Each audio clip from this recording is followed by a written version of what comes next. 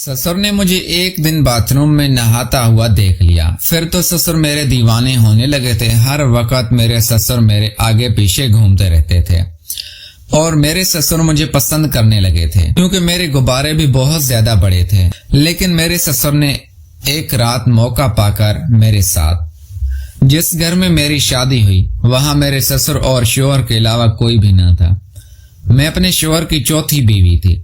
3 बीवियों को वो पहले तलाक दे चुका था और उसकी वजह मेरे ससुर थे। वो किसी भी लड़की को घर में रहने नहीं देते थे। जब मैं शादी होकर ससुराल आई तो मैंने उनको देखा कि वो इतने बूढ़े नहीं थे। मैंने सोच लिया था कि मैं हर हाल में अपने ससुर का दिल जीतने की कोशिश करूंगी। मेरी उम्र 30 साल थी जब मेरी शादी हुई। इस उम्र में तो लड़कियां 2 बच्चों की मां बन जाती हैं। जो भी था, मैं शादी होकर अपने ससुराल आ गई। दिन अच्छे गुजर रहे थे। अचानक मेरे जहन में ख्याल आया कि कहीं ऐसा ना हो कि ससुर किसी वजह से मेरे साथ लड़ाई करें और मुझे घर से निकाल दें। मैंने घर में ऐसा हुलिया बनाकर रखना शुरू किया कि ससुर खुद मेरी तरफ माइल होना शुरू हो जाते। मैं खुले गले वाली कमीज पहनती, सर पे दुपट्टा ना लेती, ससुर के आगे पीछे घूमती रहती। ससुर बहुत तरसी हुई निगाहों से मेरी तरफ देखते। गर्मी बहुत ज्यादा थी। मेरे कपड़े पसीने से शराबूर हो चुके थे। जब मैं ससुर को खाना देने कमरे में गई तो मुझे देखकर ससुर की आंखों में एक अजीब सी चमक आ गई।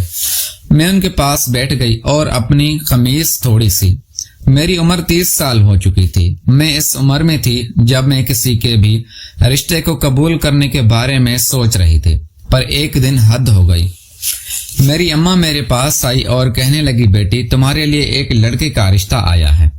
उसकी उम्र तुमसे कम है लेकिन उसकी पहली 3 तलाकियां हो चुकी हैं।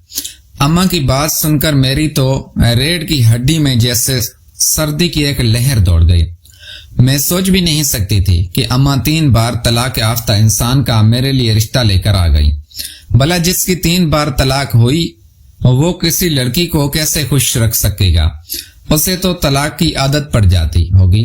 लेकिन फिर अम्मा ने अगले ही लम्हे एक अजीब बात कही। कहने लगी, बेटी तुम ये भी तो पूछो कि तलाक हुई क्यों? तलाक की वजह क्या थी? आखिर में अगर तुम्हें मेरी जवाब भले मना कर देना, मुझे इस बात पर कोई इतराज नहीं होगा। ये बात सुनकर मैं चुप हो गई थी। अम्मा वजह बताने लगी, बेटी लड़का एक ही है। उसके घर में ना अम्मा है और ना बहनें हैं, बस एक बाप है। बाप की उम्र 60 साल है और उस बेचारे ने हमेशा अपने बेटे के लिए बहुत अच्छा सोचा। लेकिन जब भी कोई लड़की उस घर में शादी करके आती है उस बूढ़े की वजह से तलाक लेकर चली जाती है। मुझे तो इस पर तरस आता है। बेचारे की अब जिंदगी कितनी ही रह गई है। इसका बेटा भी क्या करे? अपनी अम्मा और बहनों को खोने के बाद बाप के खिलाफ वो एक लफ्ज नहीं सुन सकता। बस इसी वजह से उनकी तलाक वाकया हुई है। मैं तो कहती हूँ कि अगर तुम इस बूढ़े को भी संभाल लो, उसकी खिदमत करो, उसका दिल जीत लो, फिर कभी भी ये मसला नहीं तुम्हें होगा। तुम तो हमेशा से ही खिदमत गुजार हो। तुमने मेरा और अपने अब्बू की बहुत ख्याल रखा है। मैं समझती हूँ अगर तुम इस आदमी को अपने सर पर बर्दाश्त कर लो तो तुम एक अच्छी शादीशुदा जिंदगी गुजार सकती हो, वरना बेटी तुम्हारा कोई रिश्ता नहीं आ रहा। अम्मा की बात ने मुझे चौंका भी दिया। यूं भला क्या किसी का बाप इतना ज्यादा तलाकों की वजह कैसी बन सकता है? मैंने तो हमेशा सुना था कि तलाक की वजह सास बनती है। ससुर को तलाक की वजह बनते पहले कभी नहीं सुना था। मैंने भी सोचा हो सकता है आजकल की लड़की में बर्दाश्त कम होती है तो बूढ़े अंकल को देखकर वो परेशान हो जाती हैं। पर बात इतनी सादा ना थी जितना मैंने सोचा था। मैं क्या जानती थी कि मैं आग के दरिया में छलांग लगाने लगी हूँ और मुझे अपना आप भी बचाना है, साथ में अपना घर भी है। मैंने अपने होने वाले शोहर से मुलाकात नहीं की थी। मैंने अम्मा से कहा, मेरी इससे एक बार बात करवा दें, मुझे पता चले कि अगर वो माकूल शख्सियत का मालिक है तो मैं उसके साथ जिंदगी गुजारने को तैयार हूँ। अम्मा बोली, नहीं बेटी, उसके बाप की इजाजत नहीं है। उसका बाप अपने बेटे के बारे में बहुत मुहताद है। अगर तो उसका बाप और वो दोनों ही हमसे मिलने आएंगे। हाँ, अगर तुम इस वक्त कोई बात करना चाहती हो तो पहले से कर लेना, लेकिन फिलहाल में उससे ये नहीं कह सकती कि मेरी बेटी से खुद अकेले में आकर मिलो। یہ بات تو لڑکے کرتے ہیں، لڑکیوں کو ایسی باتیں زیب نہیں دیتی۔ میں اماں کی بات سن کر خاموش ہو گئی۔ بات بھی ایسی ہی تھی، لڑکی بھلا کب کہتی ہے کہ مجھے اپنے ہونے والے شوہر سے ملنا ہے، یہ بات تو لڑکے خود کرتے ہیں۔ اگلے ہی دن یہ لوگ 6 بجے ہمارے گھر آ گئے۔ میں یہ دیکھ کر حیران ہوئی کہ جس بوڑھے کی عمر میری اماں جان نے 60 سال بتائی تھی، وہ تو تقریباً 40-45 سال کا ہٹا کٹا گبرو جوان خوبصورت آدمی لگتا تھا۔